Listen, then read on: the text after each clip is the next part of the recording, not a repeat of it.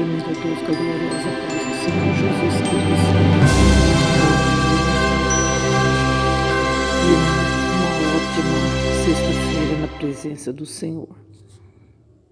Glória a Deus. Vamos ler em 1 Crônicas 13 alguns versículos que diz assim: a arca é depositada em casa de Obed-edom.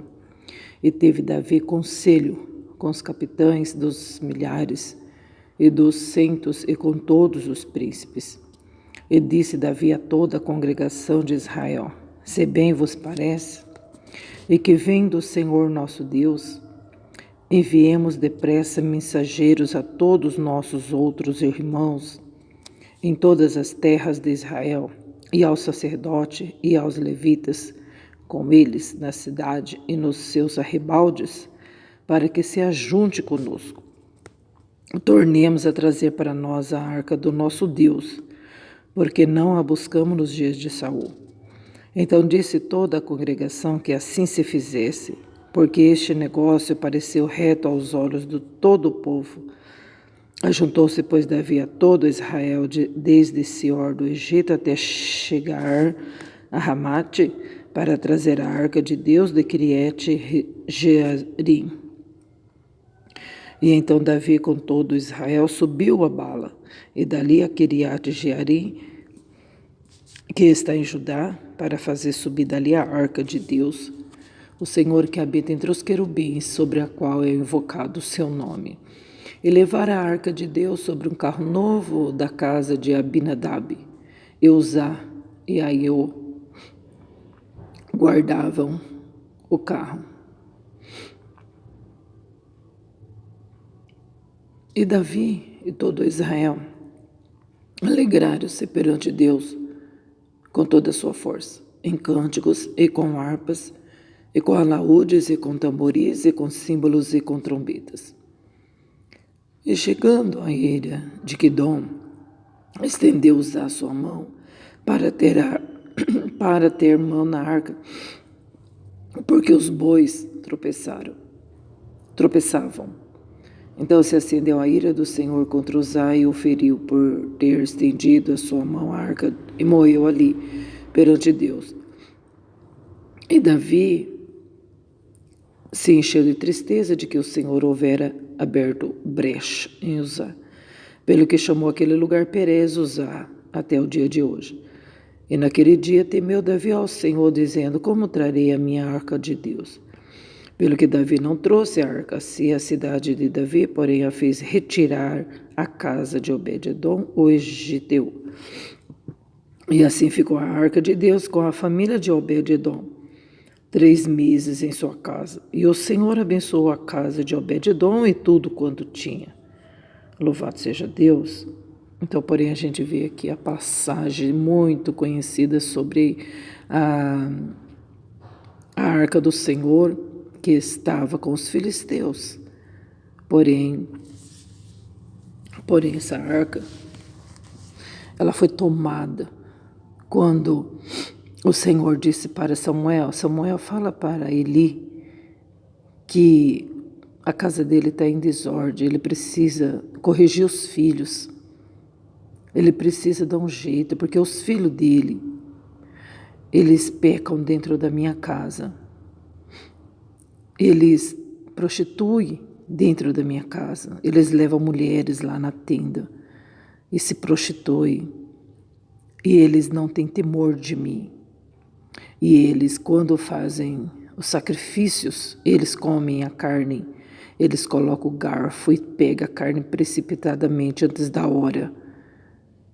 E muito mais, eles não me respeitam. Mas Samuel diz a Eli, o sacerdote Eli, que isso aí não vai ficar desse jeito, os filhos dele não têm temor. Porém, a gente vê aqui a passagem tão clara, relatando que os filisteus invadiram Judá, Israel, lutaram, pelejaram, saquearam Jerusalém, roubaram a arca do Senhor.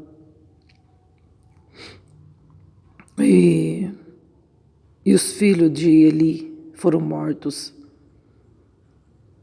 E o sacerdote Eli estava sentado lá fora, numa cadeira.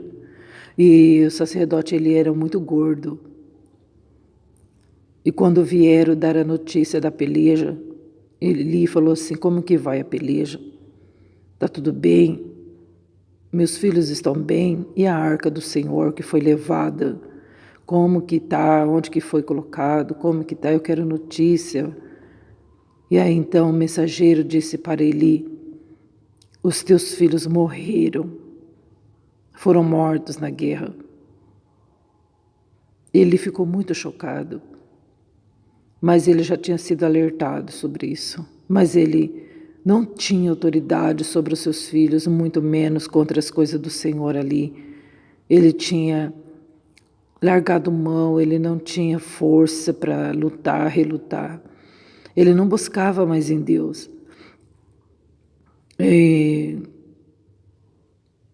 Sabe, daquela forma assim, a gente não tem força para isso, deixa acontecer. Você está entendendo? Ninguém consegue cuidar de uma igreja do jeito que tem que cuidar. A gente não tem autoridade.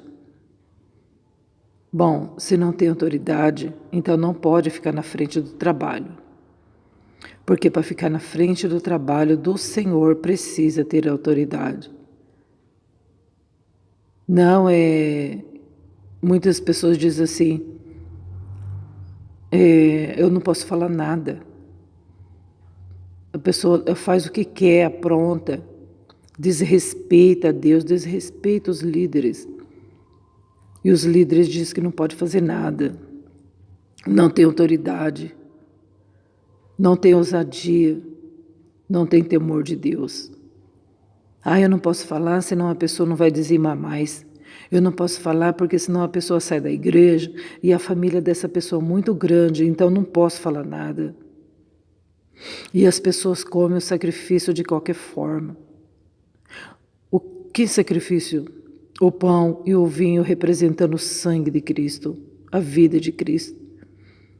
E muitos irmãos não podem falar nada, porque não tem ousadia. Eles pensam muito diferente, não é? E aí então o que aconteceu? Aconteceu que a notícia ainda não tinha terminado. Quando ele disse assim, e a arca? E a arca, onde que está, o que aconteceu? O mensageiro falou assim, a arca roubaram, os filisteus levaram. Os filisteus pegaram a arca do Senhor e colocou dentro do templo de Dagon, o Deus deles, o ídolo deles que eles adoram, o ídolo de barro que eles adoram. Quando ele ficou sabendo disso, quando o sacerdote ele ficou sabendo disso, ele desmaiou e caiu da cadeira e quebrou o pescoço porque ele era muito gordo, pesado. E aí então as noras vieram correndo para ajudar. E uma das noras estava grávida. E ali então ela recebeu a notícia de que seu esposo também tinha falecido, que era um dos filhos de Eli. E que o seu sogro também tinha acabado de falecer, tinha caído da cadeira. E ela então deu à luz a um filho naquela hora. E ela colocou o nome do filho Icabô. Para nós, Icabô significa o quê? Acabou. E acabou tudo. Acabou tudo. Acabou a glória de Israel. Acabou a esperança. Acabou a vida ali. Entendeu? Mas isso é o que? A consequência, né? A consequência de tudo. De nós não dar ouvida para a voz do Senhor, de nós ficar temendo, Medo de falar, medo de agir, de reagir, tomar decisão, deixando as coisas do Senhor de qualquer forma, né? Porque quando a gente erra, a gente precisa ser corrigido, porque senão alguém pode dizer assim: olha lá, você viu que jeito que a pessoa anda? Você viu o jeito que a pessoa se comporta? Mas essa pessoa ela não foi corrigida. Então ela acha que para ela está tudo certo. Para ela está tudo bem. O meu esposo, que vivia no mundão terrível, ele diz para mim até hoje que o que chamou a atenção dele, que ninguém, eu acho que nunca falou, ou falou e ele nunca se despertou, mas alguém não disse para ele assim: ó, Jesus te ama, vem para a casa do Senhor. Alguém disse para ele assim: ó, toma vergonha na sua cara. Só isso. E até hoje ele fala sobre isso. Ele se despertou. Porque muitas das vezes uma palavra de correção vem trazer despertamento para nós. Uma palavra de correção, de exortação é melhor. Porque quem ama corrige. Não. Quem ama adula. Quem ama faz a vontade da pessoa. Quem ama passa a mão na pessoa, no pecado dela, no pecado dele. E não é verdade. Quem ama corrige.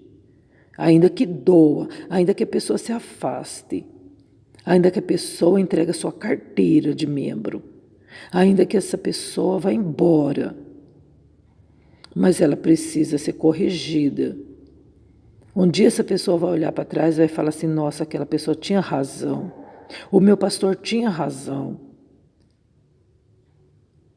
o meu patrão tinha razão, eu fui corrigido, o meu amigo tinha razão. Ele me alertou, ele me falou, mas eu não dei ouvido. Quantos filmes que faz a gente meditar nisso? Tem filme que a gente assiste e que a gente aprende, a gente vê a pessoa se arrependendo, a pessoa chorando, porque ela aprontou, e ela se arrependeu porque ela não deu ouvido para alguém que disse: não faça isso. Né? E aqui a gente está vendo essa passagem que Eli não teve tempo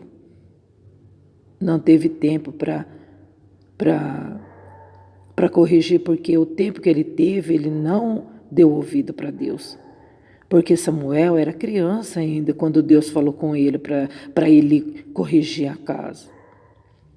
Mas isso foi indo. Os filhos de Eli continuaram da mesma forma, fazendo o que queria lá dentro da igreja, né? E ele teve chance. Teve. A gente vê aí que Samuel ainda nem tinha assumido ainda o cargo de profeta. Ainda era Eli, dava tempo, olha o tempão que ele teve. Mas não adiantou nada. Porque naquela mesma noite que Deus falou com Samuel, Samuel corrige, fala para Eli que eu estou falando isso. Se ele tivesse, passou a noite, no dia seguinte já tivesse chamado os filhos dele, e tivesse falado, corrigido, expulsa, não quer obedecer, expulsa. Coloca outro sacerdote ali para fazer as coisas do Senhor em santidade. Mas ele não fez isso. Os filhos não obedeceram, continuaram, fizeram o que quiseram dentro da casa do Senhor, que é santa. Aonde se reúne é santo. Se a sala da tua casa foi consagrada para fazer culto a Deus, é consagrado para fazer culto a Deus. Ali é a casa do Senhor. Ali o Senhor estabeleceu o seu nome. Aqui também, no templo, aqui na igreja, esse lugar foi colocado uma pedra fundamental para se adorar ao Senhor nesse lugar. Esse lugar foi dedicado ao Senhor. E aqui o Senhor coloca o seu nome, é honrado, né?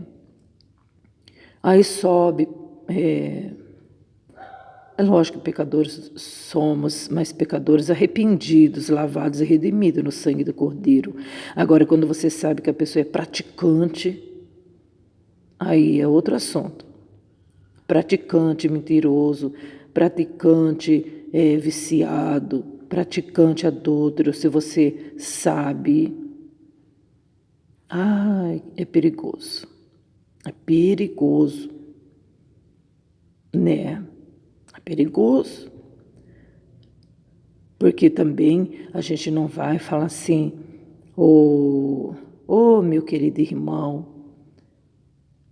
eu te convido para você trazer a mensagem, meu amado pregador querido. Mas você tem adultério? Oxa, meu irmão, que isso? Você está mentindo? Não. Está entendendo? A gente também não vai fazer esse relatório, né? É muito... Não, é fora de... Não tem ética. A gente não pode fazer isso, né? Mas, se nós soubermos pelo Espírito de Deus, ou alguém disser, então a gente tem que ter temor. E nós mesmos também tem que ter temor de não subir ao altar do Senhor. Nós mesmos tem que ter essa consciência. Não somente no altar, né? Não somente no altar, mas há oportunidades, né? A de louvar, a de subir para representar um sacerdote. Por isso que toda vez que a gente ora, a gente já entra pedindo para Deus perdoar nossos pecados. Porque entrar no santuário do Senhor não é só entrar na igreja. Quando a gente dobra o joelho, nós estamos entrando no santuário do Senhor. Quando a gente louva em casa, na igreja, é a nossa vida diante do santuário do Senhor. Por isso que a gente precisa se examinar, se autodominar, se autoexaminar, pedir perdão para o Senhor, para que a gente venha estar sempre no santuário do Senhor em santidade, né? E o que me chama de Deus a atenção é que Deus nunca é injusto, em assunto algum.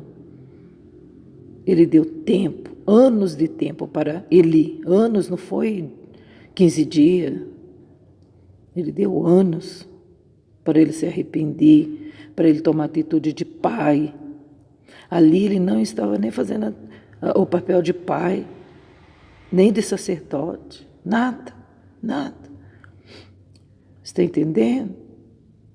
Eu não sei aqui, mas agora, nesse momento, eu vejo assim, a palavra do Senhor diz que ele era um homem muito gordo e caiu, quebrou o pescoço. Então, pode ser que ele era, como que eu posso dizer, uma pessoa ansiosa. Quando a pessoa ela não consegue pôr para fora aquilo que ela tem, o conhecimento, a autoridade, a ousadia, aí ela começa a comer, saciar aquela ansiedade com comida. Está entendendo? Tem pessoas que ficam tão ansiosa, que toda hora ela pega um prato de comida para comer. Chocolate em abundância, come, para saciar aquilo lá. Então significa o quê? Que o Espírito do Senhor já tinha se retirado dele. Com certeza. Ele estava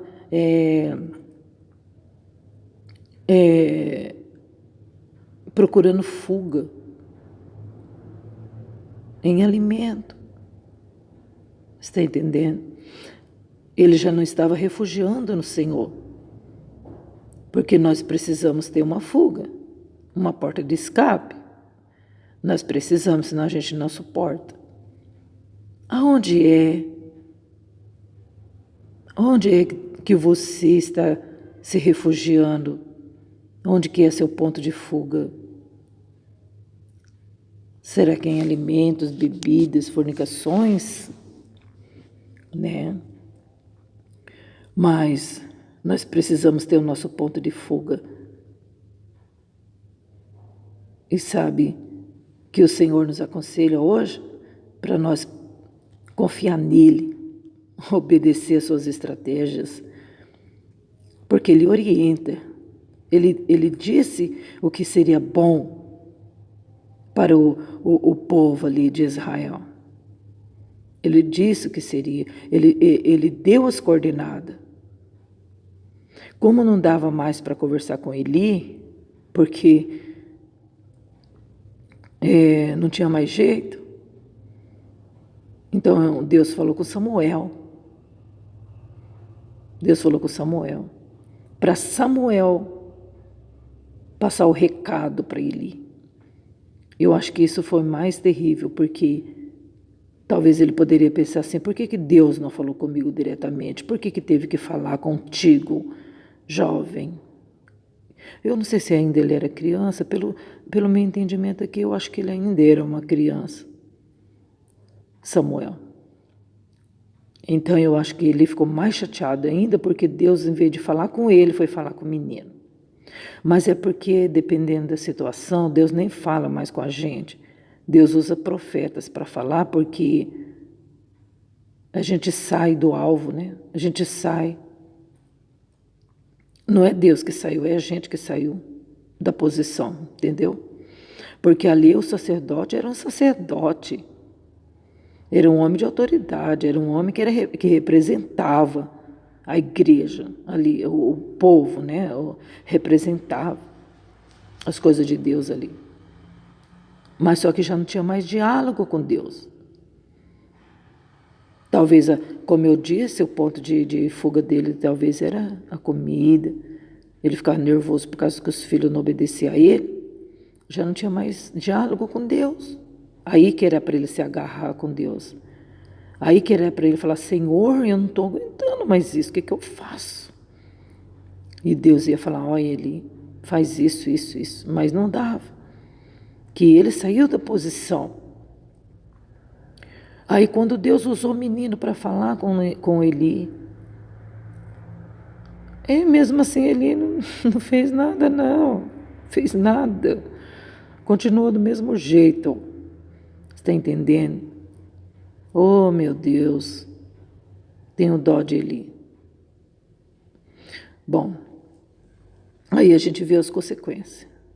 A consequência foi grave, muito grave, gente. Meu Deus, Deus deu tempo, ele não aproveitou o tempo que Deus lhe deu. Gente, vamos aproveitar o tempo que Deus está dando para a gente, porque, olha, vai chegar o momento que Deus vai tirar essa oportunidade. E não vai pensar que, Deus é amor, ele não tira a oportunidade. Tira sim. Tira sim. Mas 7 vezes caiu justo e levanta. Quem falou? Não é porque a palavra do Senhor diz que 7 vezes o justo cairá e se levantará, que isso é para todo mundo, não, viu? É o justo, tá? É o justo.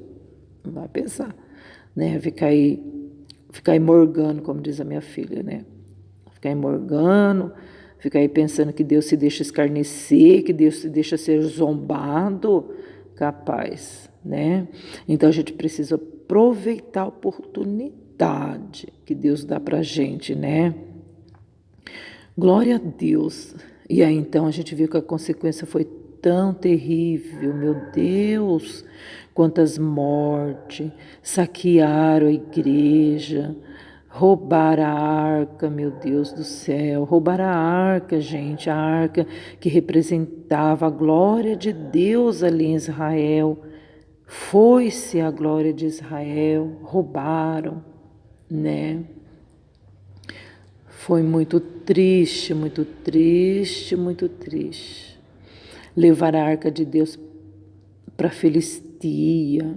Os filisteus colocaram lá na casa dos ídolos. Só que Deus é tremendo. Quando colocaram lá na casa do ídolo, quando eles foram rezar de manhã lá para o ídolo estava no chão, todo esbagaçado, porque não aguentou ficar perante a arca do Senhor, que representava a glória de Deus na terra. E eles colocaram o ídolo lá de novo, reformou o ídolo, colocou lá de novo. No outro dia o ídolo estava todo no chão, arregaçado de novo, né? Então eles falaram, ai, não vai dar para esse ídolo ficar, para essa arca ficar aqui não. E os filisteus foram feridos de hemorroidas, peste, de ratos, aquela outra doença, chagas, acho que foi. Eu sei que foi 3 pestes, foi terrível, né? Porque eles fizeram isso, eles roubaram a glória do Senhor, ali a arca. Mas aí então, passando o tempo, Davi foi lá buscar. E era tempo de chuva, aquele lamaçal. E os carros de bois iam pendendo, porque a arca estava lá em cima dos carros de boi. Estava escorregando a arca, parecia que ia cair. Aí um dos homens viu que a arca ia cair, tocou na arca para segurar, mas um raio veio e feriu esse homem que chamava Uzá, né? E Davi ficou tão triste porque aquele homem morreu. Ele ficou triste porque abriu uma brecha no corpo daquele homem, né? Aí Davi falou, então não tem jeito de levar não, vamos deixar aqui na casa de Abinadab, né? Então, vamos deixar aqui então, outro dia a gente leva, porque não tem como levar, né?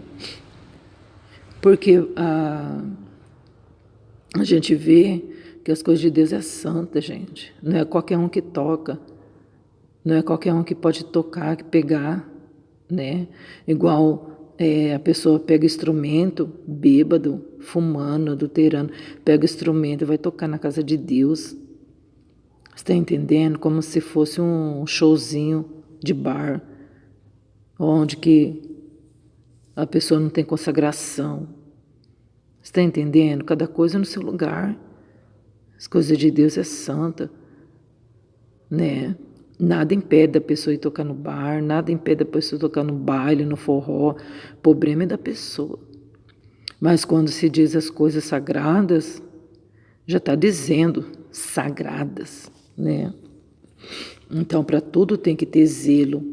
E o nosso corpo é o instrumento do Senhor também, tem que ter zelo. E a gente muitas das vezes não olha para isso. Não se santifica para tocar na casa de Deus. Não se santifica para cantar um hino. Canta o hino assim, eu vou cantar esse mesmo. Não, não é assim as coisas do Senhor. Tem que ter santidade, né?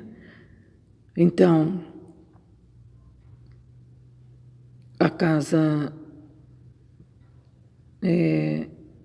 aqui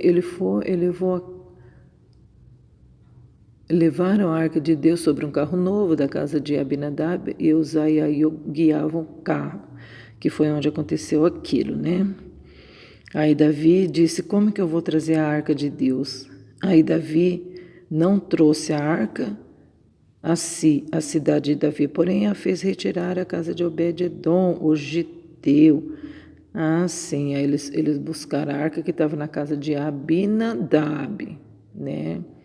Estava na casa da Abinadab. Aí então deixou na casa de Obed-edom 3 meses. A arca então não foi levada de volta para Jerusalém, ficou na casa de Obed-edom. Que bênção! Quem não queria ter uma arca do Senhor na sua casa, né? Naquela época. E então, a casa de Obed-edom foi abençoada, né? As mulheres tiveram seus filhos, os gado tiveram suas crias com abundância, o campo floresceu. Muita bênção aconteceu ali na casa de Obed-edom por 3 meses, e a paz, a alegria, eu acho que eles faziam culto todo dia. Era uma bênção. Mas só que não ficou assim não, viu? Porque depois Obed-edom foi um dos trabalhadores de Davi lá na casa do Senhor. Foi embora, viu, para Jerusalém, viu? Foi embora, ficou lá, né? Glória, eu acho que foi um dos tesoureiros, Obed-edom. Ai, como que Deus é bom, né? Então nós temos que ter respeito com as coisas do Senhor, zelo, carinho e muito mais, ser um líder. Ser um líder. Porque nós vemos aí que Davi foi um líder. Foi lá buscar a arca com ousadia, respeito, temor. Tanto temor que ele teve que ele falou, nem vou levar, nem vou continuar levando, vou deixar aqui na casa de Obed-edom, para que não venha acontecer outras coisas. Então, respeito em todo lugar. E a gente vê aí que ele, pronto, se entregou, né? Onde já se viu um pastor se entregar? Onde já se viu um obreiro se render? Deixar ser vencido? Que isso, gente? Ai, ninguém dá conta. O fulano não deu conta, eu também não dou. Vai nessa aí que você vai ver. A glória do Senhor pode ser retirada da sua vida. Não vamos ser como eles. Vamos ser diferentes, vamos bater firme, vamos fazer a obra de Deus, porque Deus conta com Samuel e com Davi. E vamos ser um deles, para Deus vir usar a gente com ousadia para cuidar das coisas dele. Amém? Deus abençoe, tenhais uma sexta-feira com amor, tremor, em nome de Jesus Cristo, o justo Cordeiro.